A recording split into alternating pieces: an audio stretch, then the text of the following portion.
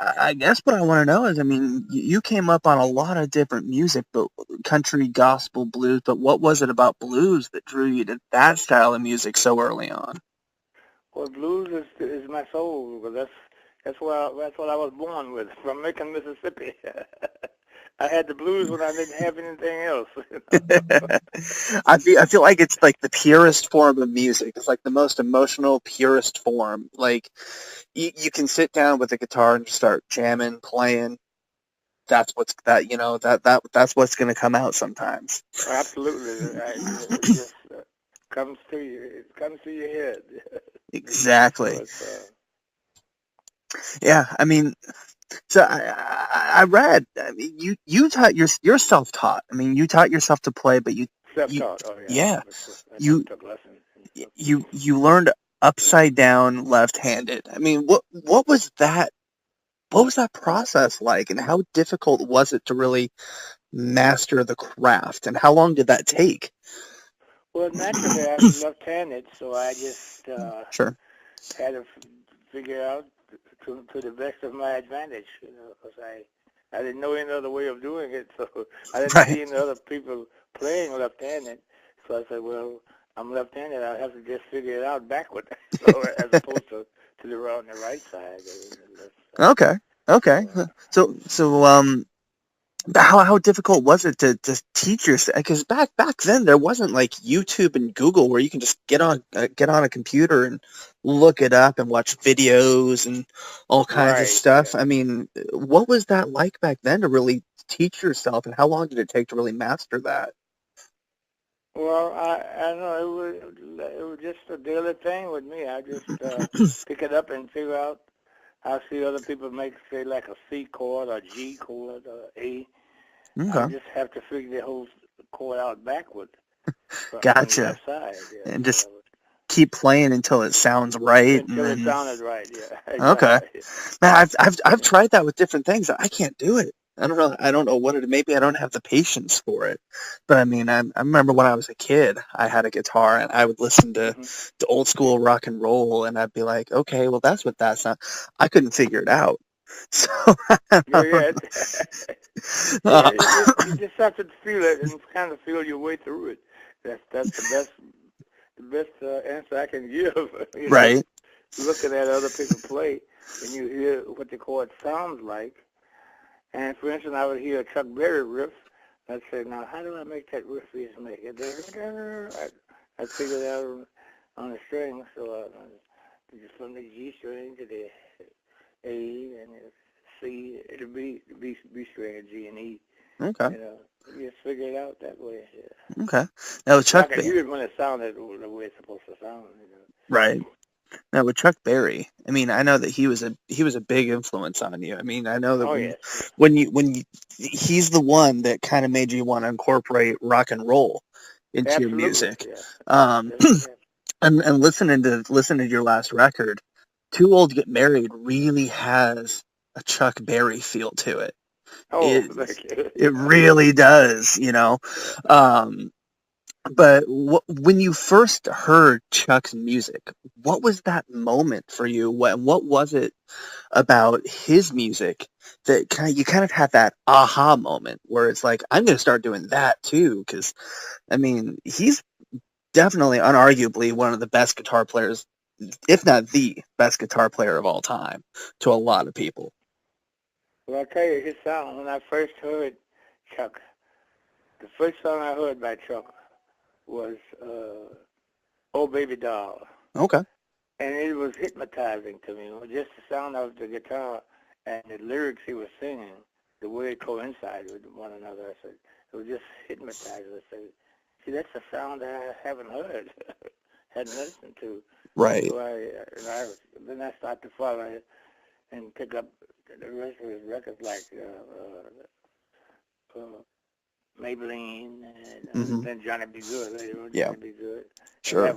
that was the cream of the crop. I said, well, this is it. Right.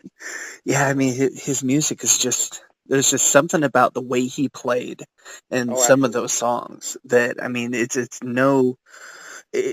no surprise why so many people, I mean, It's so electrifying. yeah, That's the thing. So, how did you get connected with the Blind Boys down south? Well, my And uncle knew them because my uncle was he was a part-time preacher, you might say. He was a okay, minister, okay, and he went to church every Sunday. And different groups would come and sing. Different gospel groups would come, and then he got to meet the five blind boys of Alabama. So by him knowing them, they would come around, because my uncle was kind of doing a record thing with the record player and stuff. They would come around and make okay, tapes and stuff. So I got to know the blind boys through my Uncle Houston. okay, So then they invited me. They asked if I would play guitar with them a few Sundays because the guitar player they had, he became ill.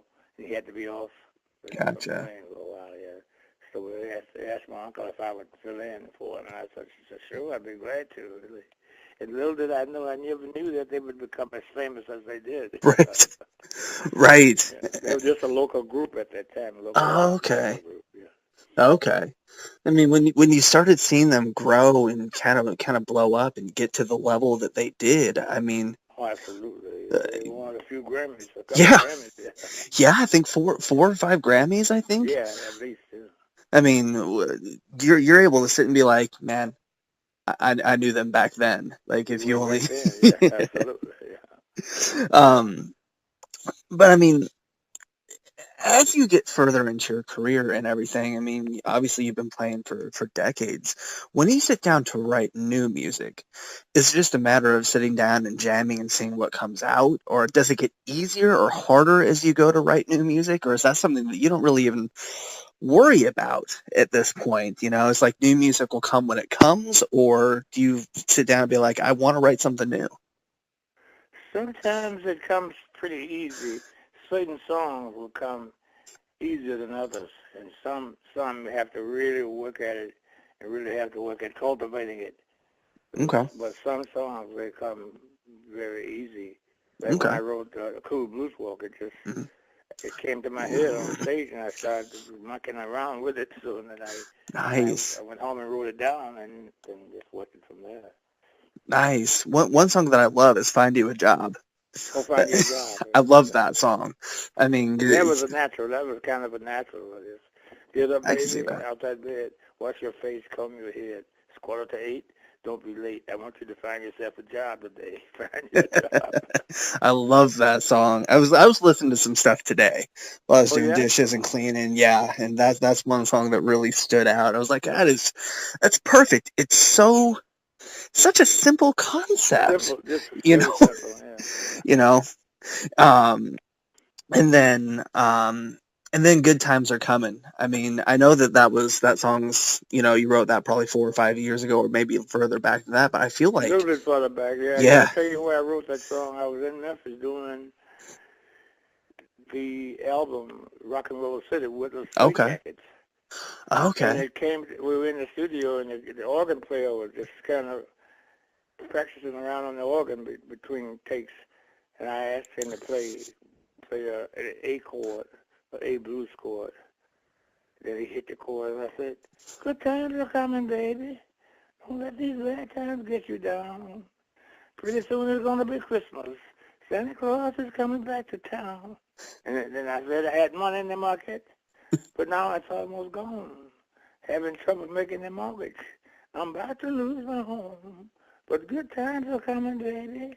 It just came to me during rehearsal at the studio doing the album. So the Straight Jacket said, "Well, why don't you just put it on the album as a solo tune on there?" So just with the organs, that's what I did. And that's when I first wrote it. oh, that's awesome. Yeah, even though that song was written back then, I feel like it's perfect for the world we're in right now. But It's just right like, for the time, yeah. yeah, it's just an example of music being kind of, multi-generational, and it lasts forever. No matter how long a song was written, whether it was written yesterday, 5, 10 years ago, there's always going to be something where it can kind of still ring true and kind of, Ring true. you know. Um, but I wanted to ask you about, transitioning from, you obviously started playing music down south and everything. Then you moved up to Chicago, which Chicago for blues is a great city. Oh, Um, that's yeah, I call it blues heaven. yep, Yeah, that's where it's at. Chicago. Um, what were some of the differences between the two regions? Was there much of a difference? What was that transition like for you? Well, Chicago became more electrified with the guitars because Delta blues was just done a lot with just acoustic guitars and say harmonica and stuff like that, acoustic piano. But Chicago, everything because of Muddy Waters, everything Hmm. became pretty electrified. So Sure. it's kind of advanced itself in that sense. Okay. Was it was it tougher to kind of make a name for yourself when you got up to Chicago, or I mean, was it playing in that scene easier where you originally were? Well, see, I never played professionally in the South before I left the South. Okay. I never played. Since I came to Chicago, I was 15, Okay. and I was too young when I was in the South to play in clubs and stuff. So when I came to Gotcha. Chicago, there was a whole boom of clubs that I could go from one to the other, night after night, or week after week, and play. Play blues. Gotcha. So they were all over the West Side, the South Side, like the 708 Club. That's where I first met Muddy Waters. I first Okay. met Otis Rush at the 708 Club on 47th Street. And then Magic Sam, I met him on the West Side. And so it just kind of gave me a Okay. lot of places to go and a lot of people to hear play every night. And then, I mean, of all the countries, I mean, you played freaking everywhere. But of all the countries overseas and internationally you played, have there been any countries that have been more receptive to blues, or where it's been more popular? The shows have gone over better than maybe Yeah, others, or what are some of the countries that really stand out that you want to keep France. going? France. Oh, France. Oh, yeah. Paris, France is very, very, really? very highlight on the blues. Oh, absolutely. Yeah, I did my first tour, European tour, in '79. And Paris is one of the most receptive places. All Really? of Europe is very receptive for blues, but Huh. Paris is a highlight, a real highlight. Huh. I never would have thought of Paris being Oh yeah, like a blues country. I don't know really. I can't really picture what kind of music I would picture, Paris and France being, but yeah. blues. And they understand all of the language like the like English. They every word in blues they can tell you the lyrics better than I know myself. Yeah, and they know it correctly. Yeah, That's so. awesome. Yeah, so there's a New Morning Club in Paris. Then there's a club called the Meridian, Donald Hampton Jazz Club, which is Huh. very high on blues. So, I mean, I want to ask you between these two awards, because yeah, I mean, you were nominated for a Grammy in '03, but you also won Male Artist of the Year for Right, Contemporary Blues in '01. Did one of those mean more to you than the other? Is there one that kind of you valued more than the other, or were they both equal to you? you mean awards? Yeah, as far as like the Male Artist of the Year or the Grammy nomination, which of those two really stand Well, out I, more? I, I really just consider them both an honor just to be Sure. thought of. To me, I consider it as a high honor. Just like it's an honor to me for you to want to interview me for Oh, your magazine because there's so many other people you could have thought about it other than me, but then somehow or another, if it's if I'm worthwhile thinking about it, it makes me very happy to say, well, thank you very much, oh, for that's thinking of awesome. me. That's what my general attitude is. That's like when I got nominated for the Grammy. I never thought I would be nominated for that album, Right. of all the album I had done, and I said, wow, well, I'll take it where I find it.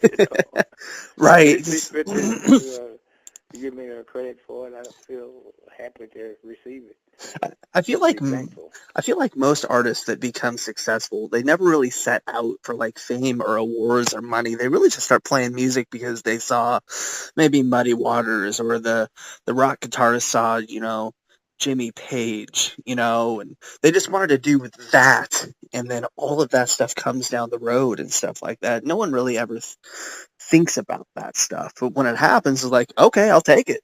You know? Exactly. I'll tell you a short story. Yeah. If you have a couple of minutes, I'll Oh tell you a yeah. short story that just happened to me recently. There's a song I wrote in 1962 called "Doing the Model." I wrote it and I put it out on a 45. It had a little bit of R&B beat, like a sort of like in a James Brown flavor. So it's called "Doing the Model." About a month ago, Okay. a gentleman, a promoter from New York, called me, and the way he got my number, from Alligator Records. He called and said, "How do Hmm. I get in touch with Eddy Clearwater?" Because they had found that record, and Hmm. Google and Sony wanted to put it in a commercial. A Huh. group from Australia called Hamitude. Really? They're a hip hop group. They wanted Huh. to use it like what they call it, samples. They wanted to use Right. a sample of it. So Huh. so Bruce Iglau gave him my number, and Jonathan from New York called me and said, they want to use your song for Sony Records. We want to use your song for a commercial. And so Bruce gave me my number, and he called me, and I said, well, yeah, because I own the publishing on it. So they said, well, yeah, so we gave him permission. And then they started all of a sudden sending me money from it. I had never made a dime from that record. Oh man, Since I recorded it, it was a 45. I just threw it on the side. It's an old 45 from '62. So. that's So awesome. then they sent me a sample of it, the way they mixed it, and it's strictly hip hop. I said, well, okay. And they sent me one check, then sent me another check, like in the Wow. thousands. So this is a song I never thought I'd see a dime from. So that's just the nature of what can happen with music, I guess. Right. That's freaking awesome. I mean, Yeah. in Australia of all. Australia, Of, yeah. A group called Hamitude, huh, the hip hop group. that's awesome though. Yeah. Um. So. Because I've been saying that, I've been hearing it on TV, like Huh. on Stephen Colbert's show. They play it a lot, Oh, that's and awesome. That's yeah. crazy. And I'm doing the Olympics. They were playing it on TV during the Olympics. Like, good music never dies though. I mean, it's always going to be there. I mean, it's Right. immortalized. Um. Right. So how did you get connected and in touch with like Alligator Records and all of that stuff? Well, I've known Bruce for a long time. I knew him when he first started out. As a matter of fact, when he started the label with Hound Dog Okay. And Coco Taylor. I knew him from then, but I didn't record for him until later on because I did a record with Rooster Blues with Jim O'Neill. That's why I did the Chief with Rooster Blues records. Okay. And Bruce hadn't given me any notice until way later. After I did the Chief album, and because he thought I was just a rock and roll player and never played blues. So when he heard the Chief, he said, I have to give it to you. You're a good blues player. So that's why. Okay. And then, obviously, with the chief and the headdress and whatnot, I mean, obviously, that's an homage to the Cherokee roots. How important is it to you to keep those roots and that, your, you know, ancestry alive and going and hold that so close? Because a lot of people don't even really acknowledge, their ancestry and their roots and all of that stuff. But you hold it close and you made it a part of everything. Oh, absolutely. Because I feel like it all belongs together because that's how we started out.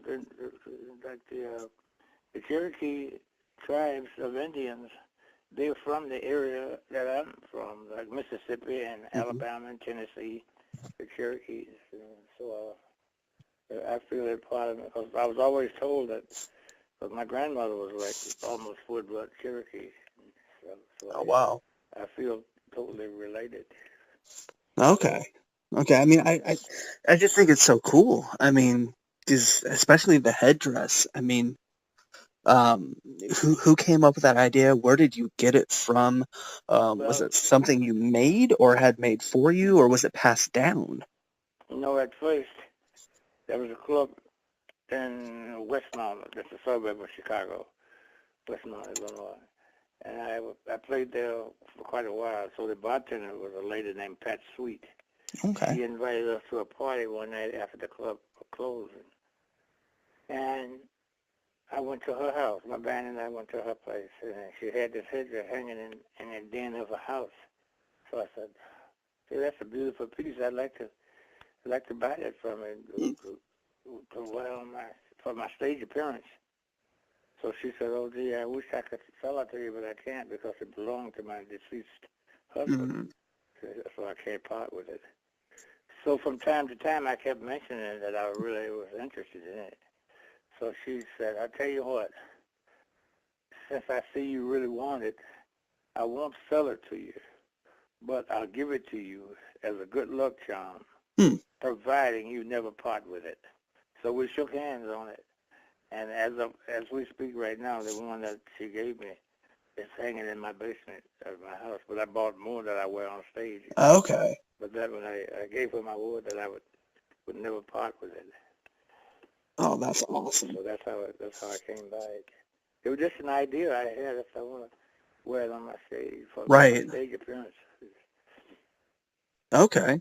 And then as far as, the music itself, 'cause blues has two very important aspects to it. Obviously, there's the guitar and the riffs and the musical side to the blues, but the lyrics, blues is like it's storytelling too. You Oh, know, absolutely, yes. I mean, do you see those as equally important? Do you see the storytelling as more important? Or, I mean, and even coming full circle to the stage, bringing it to life is a completely third animal and part to an element. I mean, do you focus on one part more than the other? Do you kind of keep them as like a cohesive unit? What's the most important parts of music to you? Yeah, because to me, the storytelling is the most important part of it. Okay. It tells a story. The blues it's about truth. It's about truth, and Hmm. the storytelling is the most important part of it. The music naturally coincides, so it needs to feel what the lyrics sound like, but then the storytelling is the most important part of it. Okay. Yeah, I'd have to agree because I mean I love obviously the sound is what brings you to it initially and draws you to it. But for me, um, the lyrics is what I connect with the most when it comes to music. The lyrics, oh, absolutely, Yeah, yes. and I mean that's the emotion of it is, Oh, yes. and that's honestly a lot of times is what's going to determine what's a good song, separates the good songs from the bad songs is the lyrical content. Is it something that the listener can connect to, or can they just look for an instrumental version and get the same thing out of it? So I mean, when a song's got good lyrics, sometimes that makes it a better song as compared to just music. I feel like, Oh, but it's absolutely. still got to sound good, So, um, but yeah, I mean, yeah, I guess finally, I mean, it's been about 4 years since since Soul Funky and whatnot. Have you sat down to think of what the next record might look like for you, That, or is that something you don't really worry about right now? that's what I'm in the middle of now, doing a new album. Yes. Okay, As a matter of fact, Ronnie Baker came over to my house last week. We had awesome. a meeting, and we had a short rehearsal on what we were going to do because we were putting it together, Okay. and that's what we're working on. Oh, that's awesome. I can't wait to hear that. I Oh, mean, wish me luck with it. And we're doing all originals. nice. So we're doing all originals except I think we're going to do one Chuck Berry song. Okay. Just as a tribute to Chuck. Oh yeah. I mean, Yes. yeah, you it's just like with your roots, you got to remember kind of where you came from. If Chuck Berry is like your main influence as far as the rock side of things, you've Absolutely. got to Yes. pay homage to that every chance you Yeah, get. pay honor to him.